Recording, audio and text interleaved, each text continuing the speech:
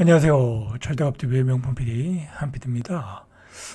요즘 그 분양 시장을 보면은 입지가 괜찮은데 가격이 비싸. 그죠? 입지는 괜찮은데 가격이 비싸. 너무 비싸게 나오는 거야. 그래도 미분양은 안 돼요.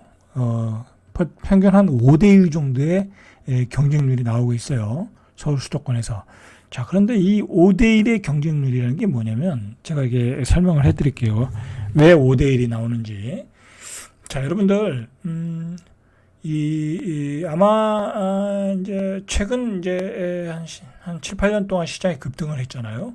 그리고 많은 투자자들이 생겼어요, 시장에. 뭐, 진짜 부동산 강의라는 것도 많이 생겼고, 그 강의를 통해서 많이 이 분양권 투자를 한 사람도 많이 생겼고, 부동산 투기라는 사람도 많이 생겼고, 뭐, 심지어는 뭐 요즘 임장을 다니면서 투기를 배우는 사람들도 있잖아요. 이 시장에 이 분양권 투자하는 사람들이, 분양권 투기 세력이죠. 그런 사람들이 많이 생겼어요. 그러니까 시장이 나빠도 뭐 입지가 괜찮다. 비싸도 이런 사람들은 무조건 청약을 해요. 뭐 본인이 청약을 하든지 아니면 자기 친인척 통장을 가지고 청약을 하든지 그렇게 해요. 그렇게 해서 예를 들어서 뭐 불법 거래 같은 게 있잖아요. 뭐 초피에 판다든지 아니면 전매가 풀리면 판다든지 그런 거죠. 이제 그런 거예요. 이제 그런 사람들이 한 시장에 항상 있다. 그게 분양권 경쟁률 5대1로 나타나는 거다. 뭐 그렇게 생각하시면 돼요. 그러니까 실질적으로 한 5대1 정도 나오면은 미분양이에요. 미분양. 그래서 미분양 물량이 쏟아져 나와요. 그죠? 그리고 그 사람들도 이제 이거 좀 생각보다 경쟁률이 안 나왔네. 그러면은 청약을 포기하겠죠. 그런 거예요. 자, 결국은 이제 그렇게 매수를 하고 누군가가 사겠죠. 사면 이제 분양권을 산다든지 그러면 그런 분양권은 나중에 입주 때 잘 가격이 안 올라요. 아주 입주가 탁월하고 뭐 가치가 뛰어난 데 빼고는 잘 안 올라요. 그래서 꾼들이 몰려서 이런 경쟁률이 나온다. 그렇게 생각하시면 돼요. 왜 분양가가 비싼데 왜 저 가격에 저렇게 미분양이 안 나고 한 5대1 정도 나오지? 이제 그거에 대한 설명을 좀 해드린 거예요. 꾼들이 몰린다. 자, 그런데 말입니다. 이게 제가 이 분양권 투자하는 사람들을 좀 많이 알거든요. 많이 아는데 정말 대한민국에서 내노라는 사람들도 제가 잘 알아요. 잘 아는데 이게 문제가 뭐냐면 이 사람들도 물려요. 이 사람들도. 왜냐하면 이 사람들은 이렇게 샀다 팔았다를 자주 하다 보니까 자기가 샀던 걸 못 파는 경우가 많아요. 이 사람들도 이건 분명히 올라가겠지. 한 뭐 몇백 먹고 팔라고 이제 불법 거래를 통해서 했다가 물리는 경우가 많아요. 그것도 별로 안 좋은 지역에서. 그래서 이 선수들도 이 분양권 투자로 많이 물려요. 근데 이게 이 분양권 투자의 문제점이 뭐냐면 내가 계약금만 내고 분양권을 사온 거잖아요. 그러면 나중에 잔금을 못 치르는 거야. 그런데 그렇게 해서 물린 게 한두 개가 아니야. 서너 개, 대여섯 개 그렇게 되는 거야. 그때는 난리가 나는 거죠. 그래서 뭐 내가 고생하시는 선수들도 많이 봤어요. 분양권 투자가 어려운 거다. 사실 그렇게 투자로 뭐 몇백, 뭐 몇천 먹으려다가 물리는 경우가 많다.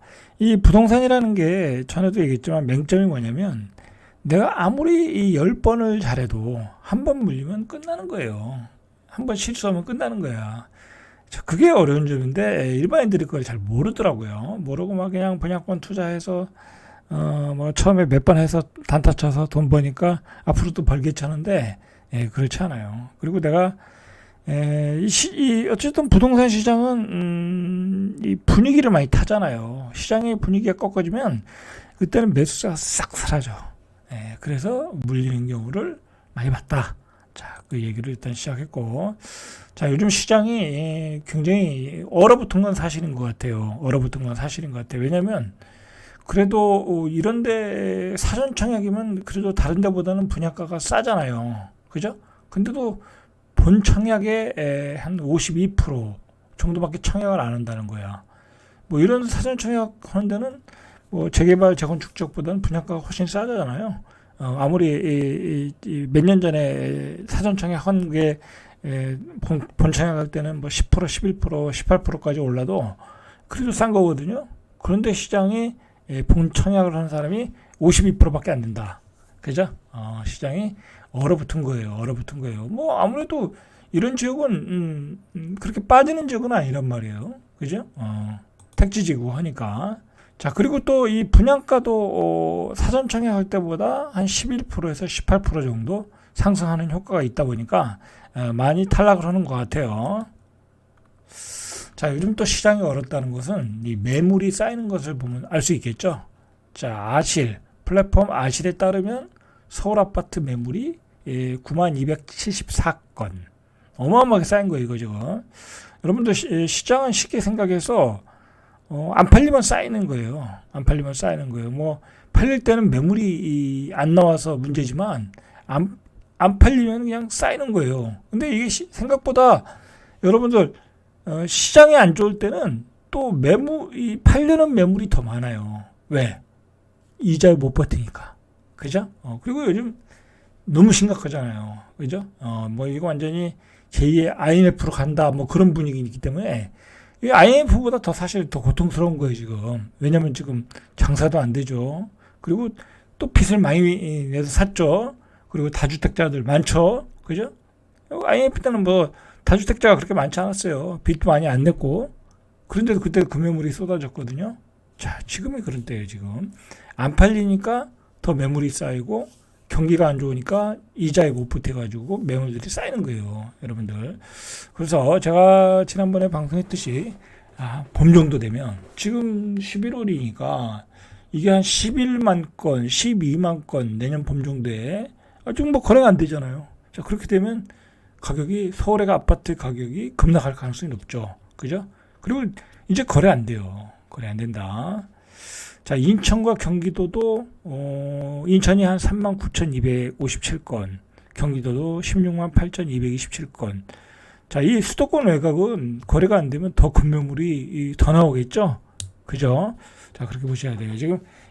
지금은 매물이 얼마나 증가하고 있나를 매달 체크를 하셔야 돼. 매달 체크를 하셔야 돼.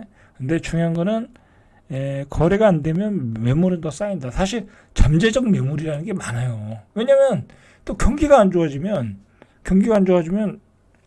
집이라도 팔아야 될 거 아니야. 그죠? 이자도 줄여야 되고, 그리고 집도 작은 집으로 이사 가든지, 그리고 더 저렴한 집으로 이사 가든지, 아니면 자가를 팔고 전세로 가든지, 이제 그런 사람들이 많이 생긴단 말이에요. 그죠? 자, 겨울이 오고 있어요, 지금 겨울이.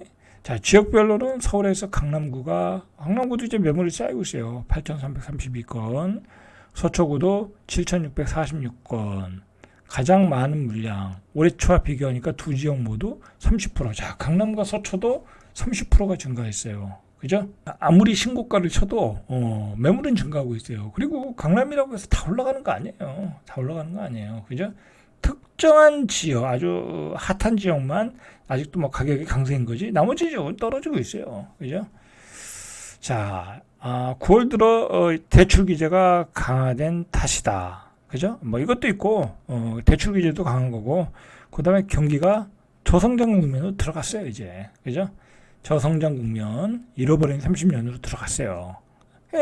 뭐 KDI, IMF 계속 얘기하잖아요. 그죠? 내년은 2% 이하, 1점 몇 %대의 성장이다. 뭐 저성장으로 들어간 거죠. 그죠? 저성장이 되면 일자리가 없어지는 거예요. 일자리가. 자, 당연히 매물이 쌓인다는 얘기는 거래량이 줄어들고 있다는 거죠. 자, 올해 7월 서울 아파트 거래량이에요. 9,188건. 근데 9월에 3,101건. 이거 뭐 3분의 2 토막이 날라갔어요. 자, 같은 기간 경기도에서 7월에 15,847건. 그 다음에 9월에 8,065건. 뭐 거의 반토막 났죠? 자, 인천도 반토막. 그러면 10월, 11월은 어떻게 됐겠어요? 10월은 서울의 거래량이 한 2,000건 되겠죠? 그죠? 11월은 한 1,500건. 그죠? 이제 저렴하지 않으면 거래가 안 되겠죠? 누가 집을 사겠어요, 지금? 그죠? 누가 집을 사겠어요? 자, 그래서 전국 아파트 가격도 27주 만에 하락 전환. 그죠? 하락 전환했어요. 통계 지표를 봐도 매도세가 우위를 점하고 있다. 서울 매수 우위 지수는 40종으로 11주 연속 하락. 자, 지표가 다 하락으로 나오고 있어요. 자, 실제 부동산 매수 심리를 의미하는 매매 수급 지수도 매월 감소세. 100보다 수치가 낮으면 시장에서 집을 팔려는 사람이 많다는 거예요. 100보다 낮으면 매매 수급 지수가. 자, 그런데 수급 지수가 어떻게 됐냐면, 자, 보시죠. 서울은 아직은 100은 넘고 있어요. 이게 뭐 급격하게 떨어지는 거 아닙니까? 8월에 104, 9월에 102, 10월에 101, 11월이면 이제 100 이하로 떨어지겠죠. 그죠? 자, 우리 이 경제 외부 환경을 조금 체크를 해야 되겠죠. 당연히 요즘은 이거 중요한 거예요. 자, 환율이 1,400원을 돌파했어요. 그죠?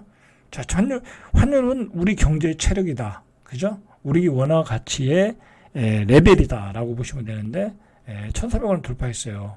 자, 이게 1,400원에서 1,450원, 그러니까 이제 두 단계로 보시면 돼요.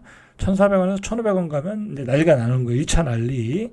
그 다음에 1,500원에서 1,450원에서 1,500원 갔다. 그건 IMF예요, IMF. 그렇게 보시면 돼요. 그러니까 한 1,450원을 내년 몇 월 달에 돌파하느냐. 그렇게 보시면 돼요. 자, 이렇게 되면은 물가가 올라가는 거예요. 그죠? 물가가 올라가면 어떻게 되겠어요? 경기가 침체되는 거죠. 그죠? 안 그래도 물가가 비싼데. 자, 계속해서 IMF가 우리나라 성장을 걱정해주고 있는데, 이 고령화 대비해서 증세해라. 그죠? 성장률이 떨어지니까 앞으로 한국은 세금이 많이 들어간다. 그죠? 고령화 대비해서 복지로, 사회복지가 어제 봤잖아요. 사회복지 쪽에서 가장 많은 돈이 지금 들어가고 있잖아요. 그래서 내년 성장률은 1%대로 떨어지니까 거기다 고령화 대비하니까 증세해라. 근데 지금 증세를 못하고 있어요. 그죠? 여러 가지 측면에서 증세를 못하고 있어요. 뭐 증세할 거리는 부동산밖에 없잖아요. 그죠? 보유세를 더 올리고 뭐 종부세를 올리고 법인세를 올리고 있는데 법인세는 지금 올릴 수도 없죠. 그죠? 올릴 수가 없죠. 어떻게 올리겠어요? 그렇다고 소득세를 올리겠어요? 경기도 안 좋은데 어떻게 세금을 올려요? 그럼 어떻게 되겠어요? 복지를 줄이는 수밖에 없죠. 그죠? 복지를 줄이는 수밖에 없어요. 그동안 그 파퓰리즘으로 퍼졌던 복지를 줄이는 수밖에 없어요. 그죠? 예를 들어서 뭐 애들 밥 주는 것도 복지죠. 그죠? 고등학생들 뭐 무상급식 뭐 그런 것도 복지예요. 뭐 이제 그런 것도 줄이고 예를 들어 복지를 줄이는 수밖에 없다. 그죠? 자, 이렇게 강력하게 권고를 했어요. 대외적으로는 트럼프 스톰, 그 다음에 뭐 중동 불안, 그 다음에 대내적으로는 일자리 부족, 고령화, 내부 외환이죠. 그래서 한국 경제는 복합 위기를 겪고 있다. 자, 이 얘기는 계속해서 얘기할 수밖에 없어요. 할 수밖에 없다. IMF도 그렇게 보고 있고, 우리나라 경제학자들도 그렇게 보고 있고, 내년에 1%대 성장이면 뭐 우리가 증시에 투자할 일이 없죠. 증시에 투자할 일이 없어요. 그러니까 고객 예탁금도 줄줄 빠져나가고 있어요. 계속 빠져나가고 있어요. 59조, 지난 4월에 59조 가던 게 지금 50조 원. 그러니까 요즘 증시를 보면요. 이상한 게 올라요. 대부분이 이제 막 떨어지고 우리가 이제 외국인들이 좋아하는 주식들이 있었잖아요. 뭐 하이닉스, 삼성전자, 뭐 그다음에 포항제철, 뭐 2차전지, 뭐 좋아하는 거 많았잖아요. 그런 대형주들이 이제 뭐 계속 외국인들 팔고 올해 한 16주 정도 팔았다고 하니까 근데 이상한 게 올라요. 뭐 예를 들어 그냥 배당 많이 주고 그동안 저평가됐던 그 내수 관련주들 뭐 그런 뭐 예를 들어 KT, 그다음에 뭐 LG텔레콤, LG U+죠. LG U+가 많이 올랐어요. 생각보다. 그럼 배당을 잘 주잖아요. 그리고 주식도 이 PBR 대비 싸고 하지. 뭐 그래요. 그런 것들만 올라요. 갈 데가 없으니까 돈이. 그죠? 돈이 갈 데가 없으니까 그런 데로 가더라고요. 그런 데로. 그 배당을 주니까. 자, 그런 것만 올라요. 그러니까 안 오른다. 그리고 중요한 거는 요즘 비트코인 하시는 분들 아시겠지만 비트코인이 장난이 아니잖아요. 계속 오르잖아요. 저도 비트코인 한번 사봤거든요. 그냥 흐름을 알기 위해서 조금 사봤는데 한 일주일 만에 뭐 한 8% 9% 올랐어요. 그죠? 뭐 그러니까 사람들 뭐 그리고 비트코인은 고민할 게 없잖아요. 그 회사가 뭐 유상증자하는 것도 아니고 뭐 경기를 타는 것도 아니고 그죠? 그러니까 자꾸 젊은이들이 그냥 비트코인을 모아가는 게 낫겠다. 주식시장을 떠나서 비트코인으로 가자. 그런 분위기가 강해요.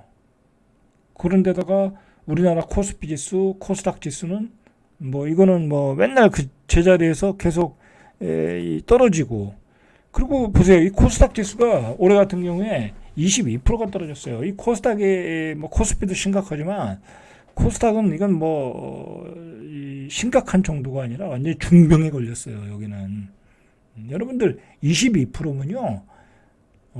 이거 개별 종목으로 들어가면 심지어는 3분의 2 토막이 날라갔어요. 한 60%에서 70% 주식 이 가격이 날라갔어요. 그런 주식이 허다해요. 그러니까 너무 부실한 회사들이 많아요. 관리가 안 된 거죠. 그러니까 감사 부적정 의견 감사 그런 거 감사에서 부적정 의견 나오면 이제 그냥 아웃시키겠다 그런 얘기가 지금 정부에서도 금감원 쪽에서도 나오는 거잖아요. 이제 정리가 필요한 거죠. 그리고 예전에 봤듯이 이 코스닥의 상위 시가총액 1위부터 10위의 기업 중에 한 10개 중에 6개는 적자예요. 그죠? 적자예요. 얘가 너무 부실해. 미국의 나스닥은 진짜 세계적인 기업들이 많은데 이 우리나라 코스닥은 투자할 게 못 돼요. 완전히 나가리판이에요. 그러니까 이 코스닥에 주식을 다 팔아서 비트코인 가자. 그렇게 된 거예요. 저라도 이거 안 해요. 저는 코스닥 아예 안 하거든요. 저라도 팔아서 비트코인 사죠. 차라리. 비트코인은 그냥 10년 동안 모아나가면 되잖아요. 그죠? 그냥 은퇴할 때까지 모아나가면 되는 거죠. 그러면 2배, 3배 갈 거 아니에요. 예를 들어서 그렇다는 거예요. 근데 기업이라는 건, 코스닥 기업이라는 건 저건 호다가 그냥 부정감사 받고 사라지잖아요. 근데 비트코인은 사라지진 않을 거 아니야. 그게 문제예요. 이게 문제다. 그래서 이런 주식시장의 예를 들어 코스닥 시장 이런 주식시장이 무너지면 우리 경제는 살아날 수가 없어요. 그러니까 우리 입장에서는요, 이 선진국이 아닌 우리 이 나라 같은 경우에 우리나라도 경제가 어느 정도 체력이 강한 나라인데도 불구하고도 이 비트코인은 우리에게는 상당한 위협이에요. 코인 시장은. 그죠? 코인 시장은 상당한 위협. 돈의 쏠림이 코스닥 코스피로 오지 않고 비트코인으로 가고 미국의 나스닥으로 가고, 그러면 누가 한국에 투자를 하겠어요? 사실 이거 어떻게 보면요, IMF보다 더 심각한 상황이야. 이때 정치를 잘하고 이때 경제 정책을 잘 펴야 되는데 지금의 정부는 거의 경제에 대해서는 무능에 가깝잖아요. 솔직한 얘기로. 그죠? 나오는 대책이 없잖아요. 요즘 자기들끼리 싸우고 여야가 싸우고 있으니까. 요즘은 경제 정책이라는 게 없어요. 이 나라가 이게 지금 의료 시스템도 무너졌지만 이 경제 시스템도 지금 무너지고 있는 거예요. 이 외생 변수가 너무 큰 게 생겼어. 특히 코인 시장이 트럼프 이후에 갑자기 커져가면서 돈이 다 빠져나가고 있다. 그러니까 밸류업 한다 하는데, 밸류업도 이게 법률적으로 뒷받침돼서 어떤 조금 기업들이 의무적으로 좀 해야 되는 건데 그런 법적인 강제 시스템도 거의 없고, 그죠? 그렇다고 우리나라 기업들이 밸류업을 할 생각은 별로 없고, 그죠? 그런데다가 계속해서 1%대 저성장 얘기가 거의 확실히 저가고 돈은 빠져나가고, 그죠? 증시는 침체고, 증시는 무너지고 있어요. 제가 보기에 무너지고 있어요. 어디서 봤냐? 비트코인 시장이 좋다고 하면 무너지는 거예요. 그리고 이제 우리나라 주식 투자 안 해요. 우리 젊은이들이 140조의 돈이 빠져나가고 있잖아요. 그죠? 그게 증거예요, 여러분들. 그러면 어떻게 되겠어요? 부동산은 말할 것도 없죠. 그죠? 부동산은 말할 것도 없는 거예요. 이제 우리 주식시장이 무너지고, 그 다음에 우리 부동산도 같이 무너지는 거예요. 지금 매물이 쌓여가는 걸 보면 알 수 있겠죠. 이제 내년 봄 되면 거래도 안 된다. 그나마 올 겨울이 마지막 팔기회다. 그죠? 마지막 팔기예요. 빨리 파시는 게 낫겠죠. 그죠? 빨리 파시는 게 낫겠죠. 자, 절대값 TV의 명품 PD 한 PD였습니다.